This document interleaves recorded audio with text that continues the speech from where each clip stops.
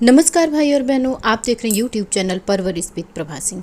भाई और बहनों, आज की वीडियो में हम जानेंगे कि 3 से 6 साल तक के बच्चे का नव पंजीकरण कैसे करें, क्योंकि पोस्टर ट्रैकर अपडेट के साथ नए रजिस्ट्रेशन का सारा सिस्टम चेंज हो चुका है। तो भाई और बहनों, आज हम देखेंगे कि 3 से 6 साल तक के बच्चे का हम रजिस्ट्रेशन पोस्टर ट्रैकर में नए अपडेट के साथ कैसे करेंगे। तो सबसे पहले आइए हम चलते हैं, ओपन करते हैं पोस्टर ट्रैकर को। पोस्टर ट्रैकर को ओपन करते ही हमें इस तरह का इंटरफेस आएगा। अब हम चलेंगे बेनिफिशरी में, क्योंकि हमें लाभार्थी का नया पंजीकरण करना है और 3 से 6 साल तक के बच्चे का पंजीकरण करना है। तो हम 3 से 6 साल वाले ऑप्शन को ओपन करेंगे। न्यू रजिस्ट्रेशन यहाँ पर लिखा हुआ है, हिंदी में होगा तो नया पंजीकरण लिखा होगा। और न्यू रजिस्ट्रेशन को टच करते ही इस तरह से पेज ओपन होगा। भाई और बहनों, यहाँ पर कुछ महत्वपूर्ण निर्देश दिए गए हैं। भाई और बहनों, इंग्लिश में है, मैं आप लोगों को हिंदी में इसका अनुवाद करके बताती हूँ। तो सबसे ऊपर लिखा है इम्पोर्टेंट इंस्ट्रक्शन, महत्वपूर्ण निर्देश। नया पंजीकरण प्रक्रिया, पंजीकरण प्रक्रिया को अपडेट किया गया है। पुराना पंजीकरण तरीका अब लागू नहीं होगा। मतलब जो पुराना पंजीकरण की प्रक्रिया थी वो अब लागू नहीं होगा। अब नए तरीके से आप लोगों को पंजीकरण करना होगा। अब ई-केवाईसी और फेस कैप्चर अनिवार्य कर दिया गया है। यह लाभार्थी के प्रकार पर आधारित है। सभी लाभार्थियों का फेस कैप्चर और ई-केवाईसी अनिवार्य हो गया है। गर्भवती महिलाएं, स्तनपान कराने वाली माताएं और किशोरी बालिकाओं के लिए आंगनबाड़ी कार्यकर्ता को लाभार्थी का ई-केवाईसी और फेस कैप्चर करना अनिवार्य हो गया है।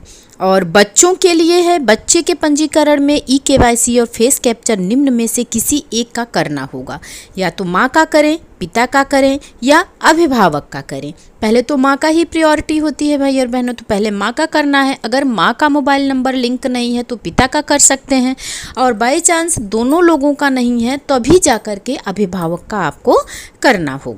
और बच्चे के लिए निर्देश है, बच्चे के पंजीकरण में ई-केवाईसी और फेस कैप्चर अभिभावक का हो सकता है। ई-केवाईसी के लिए क्या क्या जरूरी है ये भी यहाँ पर बताया गया है।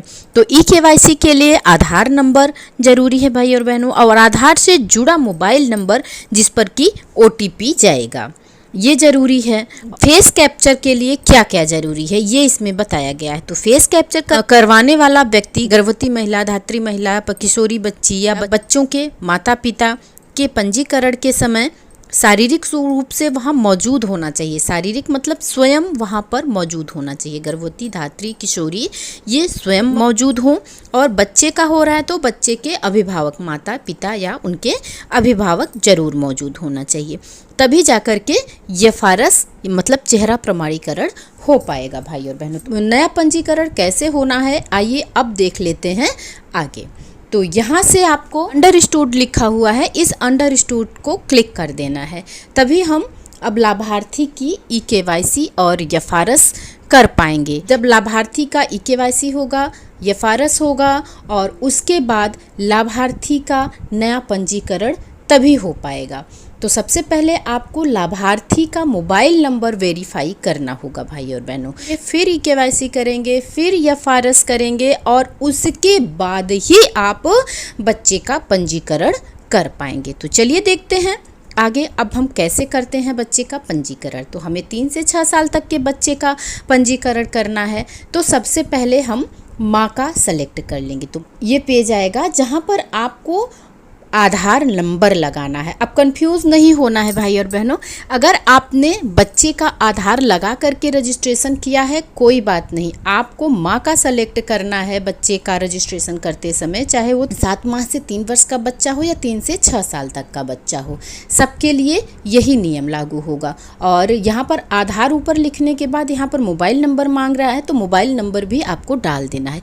ये वेरीफाई करेगा कि आपका मोबाइल नंबर आधार से लिंक है या नहीं लिंक है।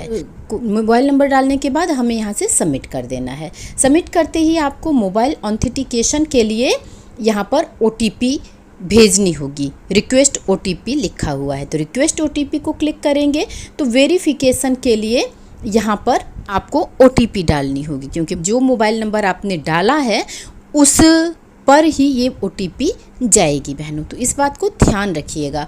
और लाभार्थी के मोबाइल से आप OTP ले करके यहाँ पर आपको OTP डाल देनी है और OTP होगी 4 अंकों की, और तभी जा कर के वेरिफिकेशन हो पाएगा मोबाइल का। जो भी लाभार्थी ने मोबाइल नंबर दिया है वो आधार से लिंक है या नहीं है।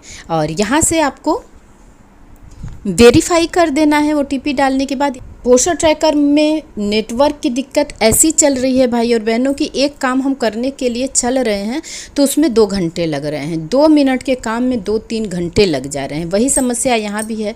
वीडियो बनाना था मुझे, मेरी बहुत सारी बहनों के मैसेज आ रहे थे कि आप 3 से 6 साल तक के बच्चों का नया पंजीकरण कैसे करना है ये बताइए। और यहाँ से हम वेरीफाई कर लेंगे लाभार्थी का मोबाइल नंबर। तो इस तरह से पेज ओपन हो जाएगा और यहाँ से हम आगे बढ़ेंगे। अब आप देख पा रहे हैं कि यहाँ पर आधार की संख्या मांगी जा रही है। अब यहाँ से बहनों जिस तरह से आप पहले ही KYC करती थी या फारस करती थी, अब यहाँ से आपको वैसे ही करना होगा। बस नया ये हुआ है भाई और बहनों कि नया पंजीकरण करने से पहले मोबाइल वेरीफाई करना होगा, KYC करनी होगी और चेहरा प्रमाणीकरण करना होगा, तभी जाकर के आप बच्चे का या गर्भवती धात्री किसी का भी नया पंजीकरण कर सकते हैं। तो इस तरह से आप देख पा रहे हैं यहाँ पर इस मोबाइल नंबर पर OTP जाएगी KYC करने के लिए। लाभार्थी को आपको बताना होगा कि ये जो 4 डिजिट के नंबर हैं लास्ट वाले, इसी पर OTP जाएगी। लाभार्थी के मोबाइल से OTP लेकर आपको OTP डाल देनी है और इसको कर देना है कंटिन्यू। और इस तरह से आप देखेंगे ये पेज खुल करके आएगा। यहाँ से आपको अलाउ कर देना है भाई और बहनों। ध्यान रखें, डिनाई नहीं करेंगे, डिनाई करेंगे तो सब बैक हो जाएगा, तो आपको फिर से करना होगा, इसलिए आपको अलाउ कर देना है। और आप देख रहे हैं कि ये KYC कंप्लीटेड सक्सेसफुली हो चुका है। अब हम फेस कैप्चर करेंगे लाभार्थी का। अब लाभार्थी तो बच्चा है, लेकिन हमने आधार किसका लगाया है?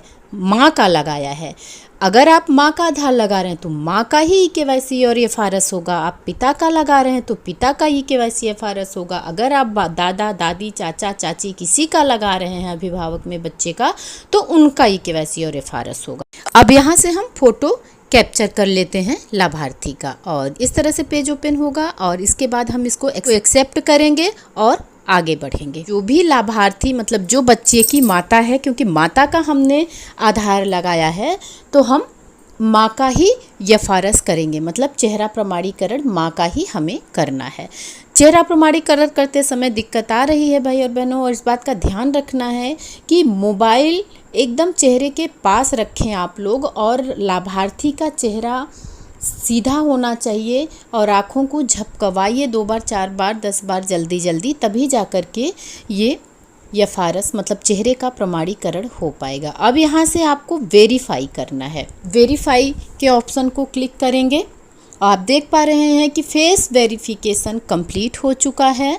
अब इस तरह से भाई और बहनों आपने पूरा कर दिया है लाभार्थी का मोबाइल वेरिफिकेशन कर लिया, आपने KYC कर ली, फेस कैप्चर कर लिया। अब आपको लाभार्थी का पंजीकरण करना है। ये इतने स्टेप के बाद आप जाकर के लाभार्थी का पंजीकरण कर पाएंगे। अब पंजीकरण के ऑप्शन को क्लिक करते ही आप देखिए इस तरह से पूरा पेज ओपन होकर के आ जा रहा है।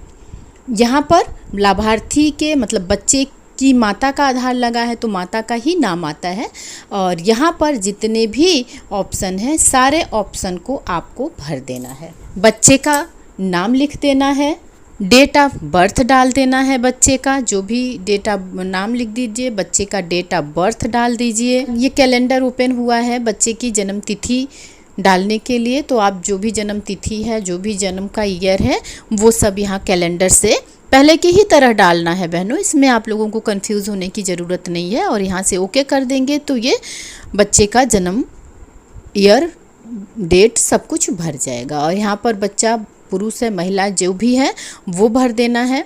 यहाँ पर बच्चे की कैटेगरी भर देनी है, किस कैटेगरी का बच्चा है।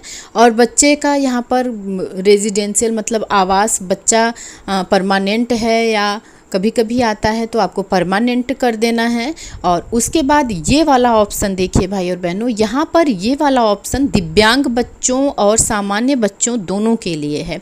अगर बच्चा दिव्यांग है तो आपको यस का ऑप्शन क्लिक कर देना है। और यस का ऑप्शन क्लिक करते ही आप देखिए यहाँ पर दिव्यांगता का प्रकार मांगेगा। इसको टच करेंगे तो दिव्यांगता का प्रकार मांगेगा कि किस कैटेगरी में बच्चा आता है, कौन से प्रकार का बच्चे में विकलांगता है, हाथ में, पैर में, आँख में, कान में कहाँ दिक्कत है, तो आपको वहाँ पर प्रकार डाल देना है। और उसके बाद UDID नंबर आपको डाल देना है और उसके बाद फिर जा कर के इसको सबमिट कर देना है। अब ध्यान रखिएगा कि UDID नंबर वगैरह डालेंगे तभी ये सबमिट होगा, तो इसको सबमिट कर देना है। और हाँ, अगर बच्चा सामान्य है, बच्चे को कोई दिक्कत नहीं है, शारीरिक रूप से, मानसिक रूप से बच्चा स्वस्थ है आपका, तो ये वाला ऑप्शन यस करने की ज़रूरत नहीं है भाई और बहनों। तब आपको नो करना है, नो वाले ऑप्शन को क्लिक कर देना है। तो आप नो वाले ऑप्शन को क्लिक करेंगे तो आपको कुछ नहीं करना है, बस आपको सबमिट कर देना है यहाँ से। जिसको आप सबमिट कर देंगे तो आप देख पा रहे हैं कि बच्चे का रजिस्ट्रेशन, बेनिफिशियरी रजिस्ट्रेशन सक्सेसफुली हो चुका है। बच्चे का आपने रजिस्ट्रेशन कर दिया है। तो इस तरह से बहनों आप समझ गई होंगी कि लाभार्थी का रजिस्ट्रेशन होना है। तो यहाँ से हम डन के ऑप्शन को क्लिक करते हैं और देखते हैं कि जो रजिस्ट्रेशन हमने किया है वो लाभार्थी के अकाउंट में आया है या नहीं आया है। तो देख लीजिए यहाँ पर आ चुका है। सिद्धार्थ गुप्ता का हमने रजिस्ट्रेशन किया है तो सिद्धार्थ गुप्ता यहाँ पर आ गए हैं। ये पीले में आ रहा है, वो इसलिए होता है कि ये तुरंत तो हो नहीं जाता है भाई और बहनों, तो तुरंत नहीं होता है, 24 घंटे के अंदर ये अपडेट होता है, इसलिए पीला बना होता है। जब ये अपडेट हो जाता है तो ये पीला वाला कलर हट जाता है, जैसे सामान्य सारे बच्चों का होता है वैसे ही हो जाता है। तो इसके लिए आप 24 घंटे का वेट करेंगे और ये कंप्लीट हो जाएगा। हो गया है रजिस्टर।